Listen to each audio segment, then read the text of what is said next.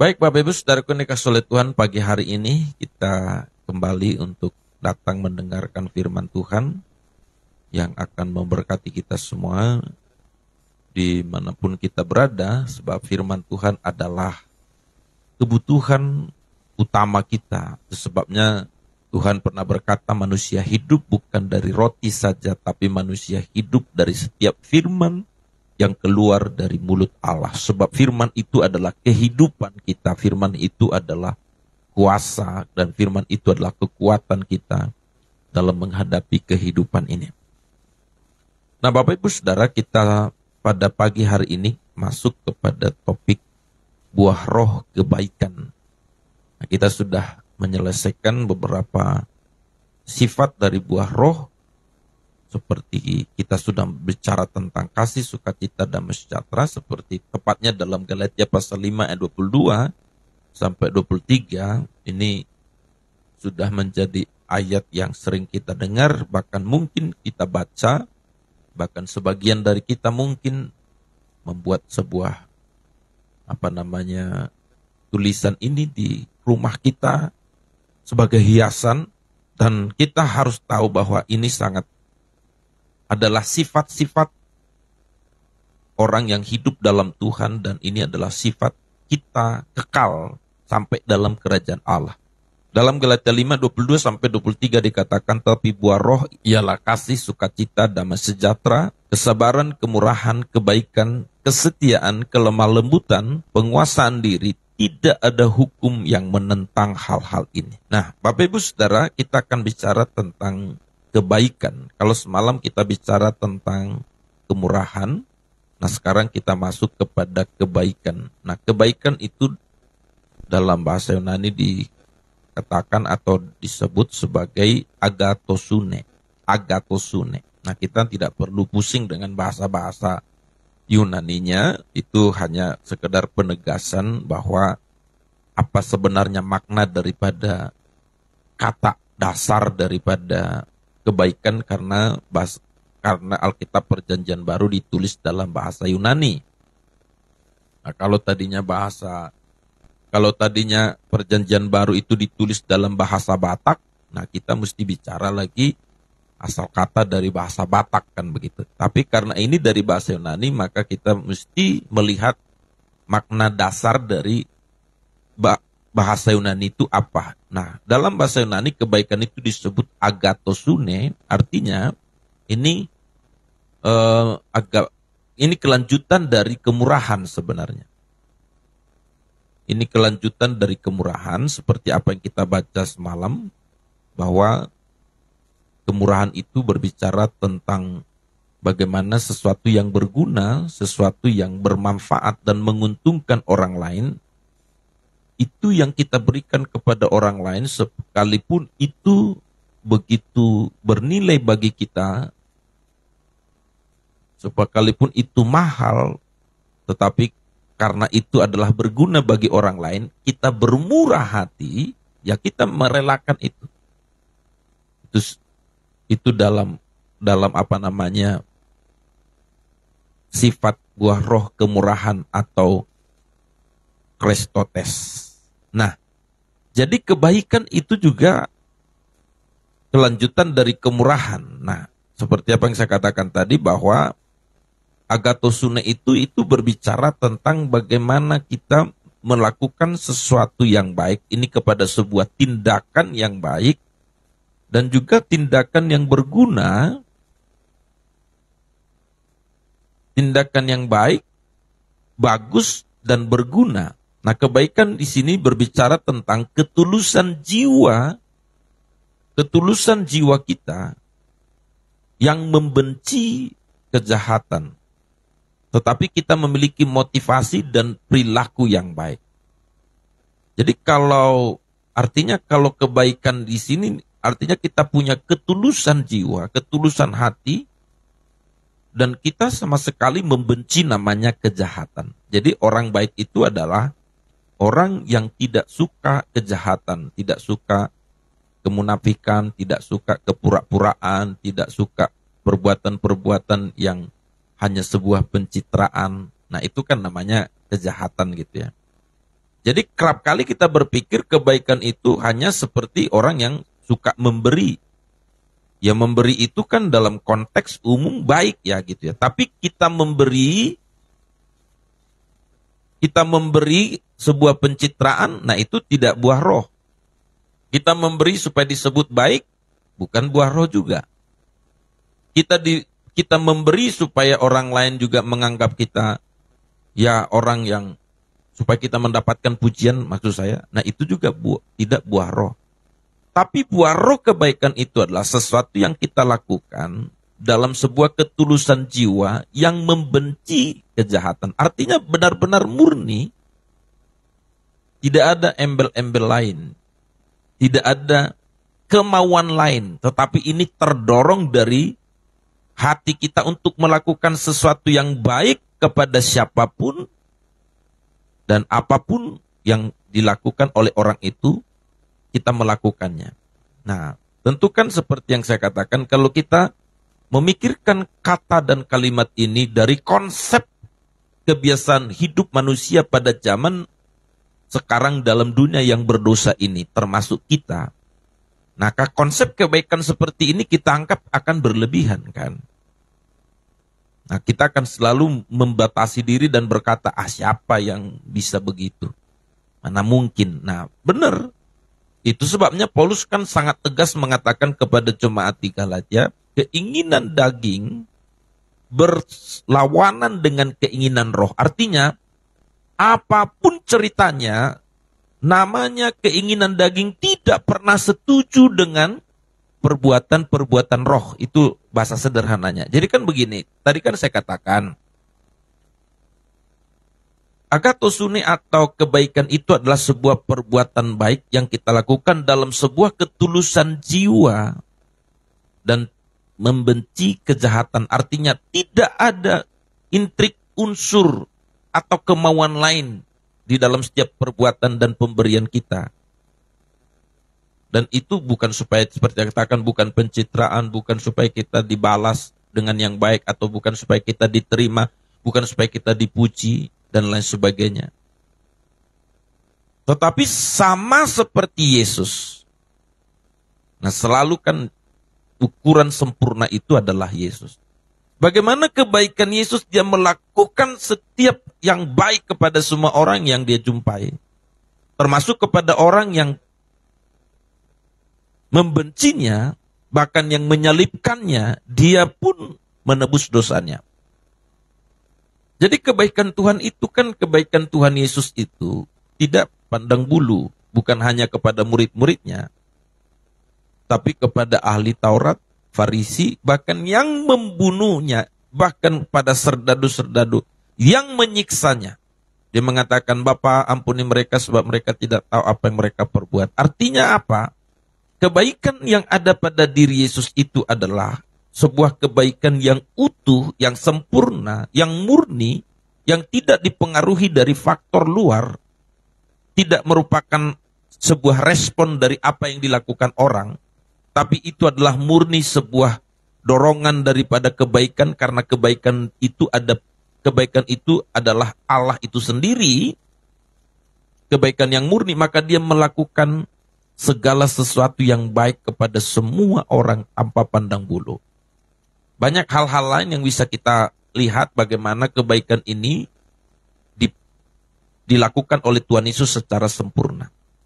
Maka itu artinya sekali lagi kebaikan itu adalah berbicara tentang ketulusan jiwa kita dalam membenci kejahatan dan juga motivasi dan perilaku kita yang baik. Dan ini adalah seperti yang saya katakan, ini sikap yang berkelanjutan dari sikap kemurahan yang kita baca dan kita pelajari semalam, saudara. Tetapi perlu diperhatikan bahwa bicara tentang kebaikan, nah konteks kebaikan, nah kita kerap kali membuat sebuah pengertian-pengertian yang dangkal tentang kebaikan itu kan. Orang baik kita sebut, biasanya orang baik kita sebut kalau dia suka memberi, nah gitu ya. Orang baik kita sebut kalau dia tidak pernah melakukan, ya di tempat di mana kita berada dia nggak pernah buat masalah begitu ya. Nah, tentu itu adalah sebuah konsep kebaikan yang secara umum ya. Jadi kalau di mata umum kan itu sudah benar-benar baik. Tetapi dalam apa yang dikatakan oleh Tuhan Yesus, kebaikan yang sampai kepada buah roh adalah kebaikan yang tulus, yang murni, yang tidak dicemari, tidak ditunggangi, tidak ada motif dan tidak ada embel-embel lain dari isi kebaikan yang kita lakukan kepada orang lain. Maka itu sebabnya Bapak Ibu Saudara dalam Galatia pasal yang ke-6 ayat 9 sampai 10 mengatakan begini, bagaimana kita harus berbuat baik kepada orang lain. Galatia pasal 6 ayat 9 sampai 10. Janganlah kita jemu-jemu berbuat baik, karena apabila sudah datang waktunya, kita akan menuai jika kita tidak menjadi lemah. Karena itu, selama masih ada kesempatan bagi kita, marilah kita berbuat baik kepada semua orang, tetapi terutama kepada kawan-kawan kita seiman. Nah, sangat jelas dikatakan janganlah kita jemu-jemu berbuat baik, atau dalam kata lain, jangan orang yang memiliki buah roh itu tidak pernah merasa kapok.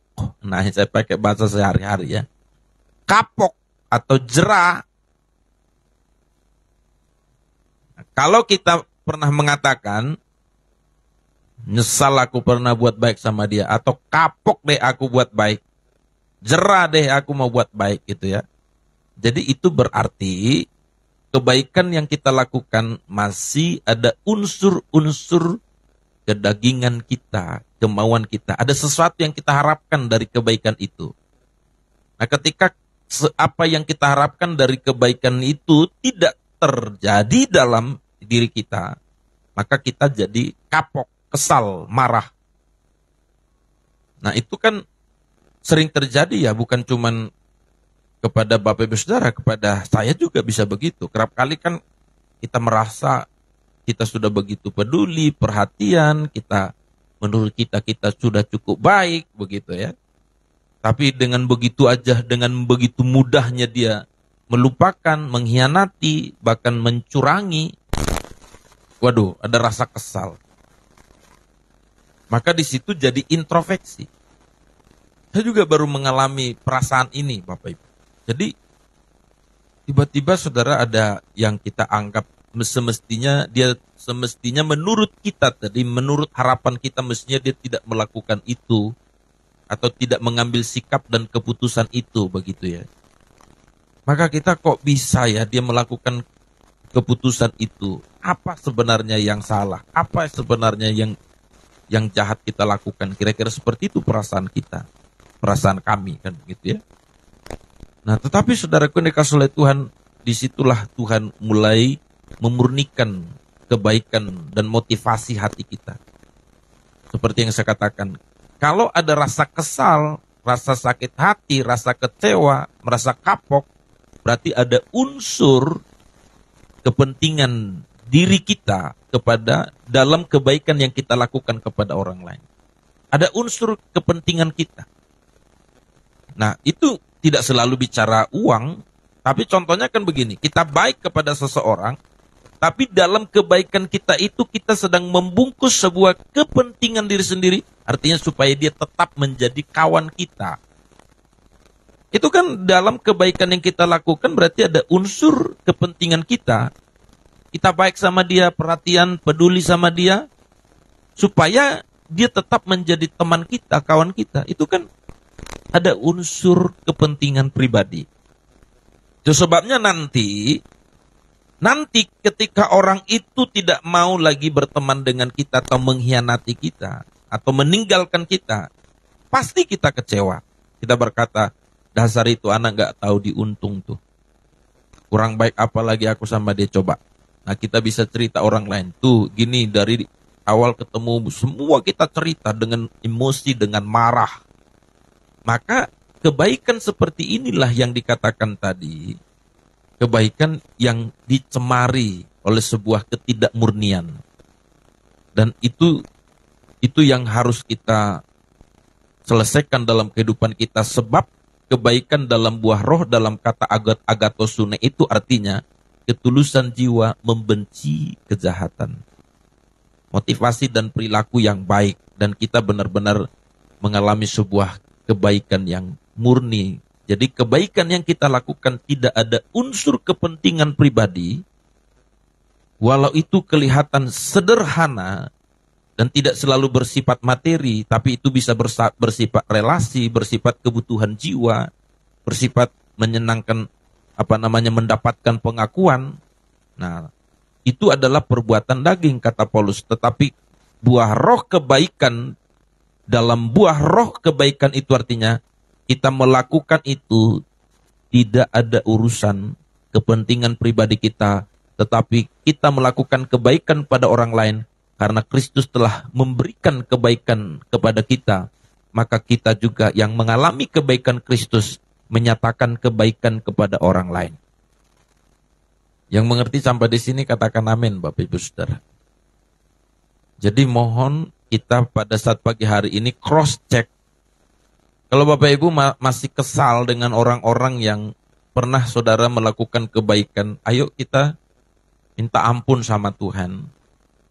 Ayo kita berkata, Tuhan, aku telah salah dalam menerapkan prinsip kebaikan. Biarlah kebaikan yang kulakukan itu bukan supaya aku mendapatkan sesuatu, tapi aku melakukan kebaikan itu untuk menyatakan kebaikan-Mu dalam diriku dan bagi kemuliaan Tuhan. Mengerti kalimat ini, amin Bapak Ibu?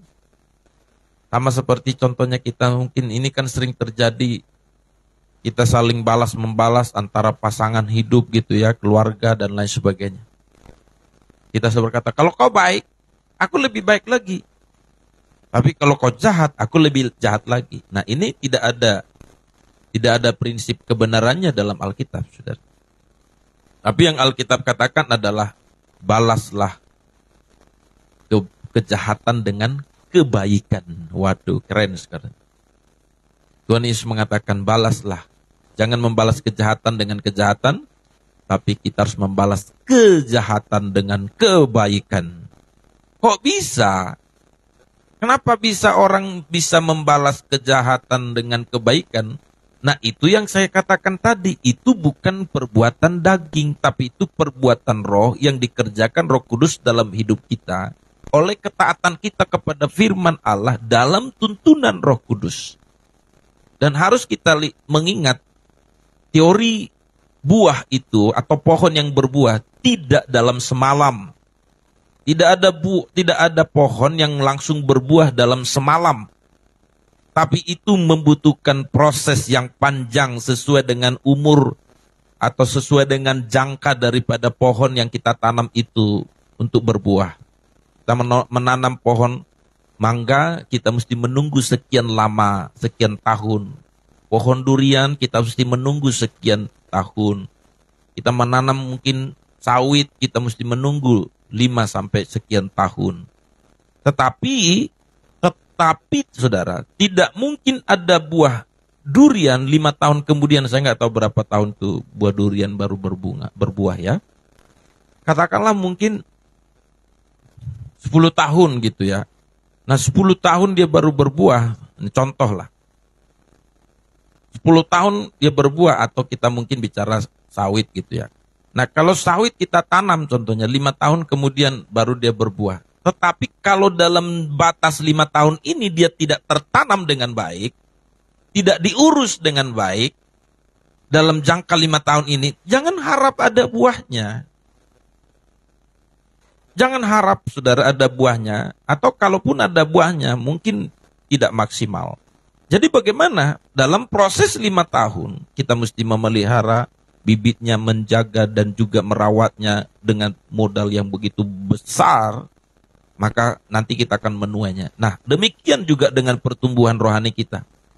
Bapak, Ibu, Saudara, dan saya mesti tertanam di dalam Kristus, dalam firman-Nya. Omong kosong, Saudara, kita bicara buah, kalau kita nggak baca Alkitab, nggak punya hubungan secara personal dengan Allah, nggak kita dengan tekun, Saudara, dikasih oleh Tuhan mengikuti Tuhan. Tapi sebentar-sebentar kita kecewa dengan Tuhan, sebentar-sebentar setia, sebentar-sebentar tidak, sebentar melayani, sebentar tidak. Nah ini sama seperti pohon, ditanam sebentar, dicabut, setelah itu tanam lagi, pasti tidak maksimal. Maka itu sebabnya Bapak Ibu Saudara, agathosune itu adalah kebaikan yang dikerjakan oleh Allah melalui Roh Kudus, melalui ketaatan kita dalam firman-Nya. Tentu kebaikan yang di sini seperti yang saya katakan tadi, tidak ada unsur kepentingan pribadi kita.